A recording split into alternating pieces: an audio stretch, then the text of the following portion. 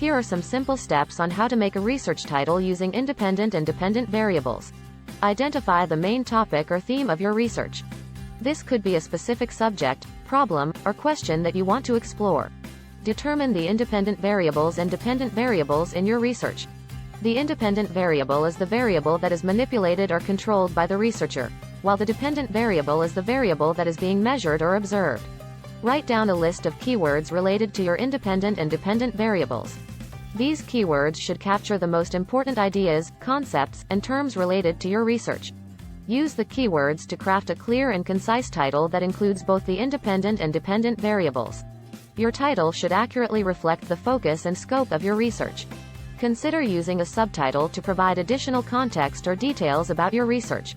This can help to clarify the purpose or scope of your study and make it easier for readers to understand. Review and revise your title to ensure that it is accurate, concise, and engaging. You may want to get feedback from others to see if your title effectively communicates the main points of your research. Remember that a good research title using independent and dependent variables should clearly identify the variables being studied, be specific, informative, and engaging. It should accurately convey the focus and scope of your research and capture the reader's attention.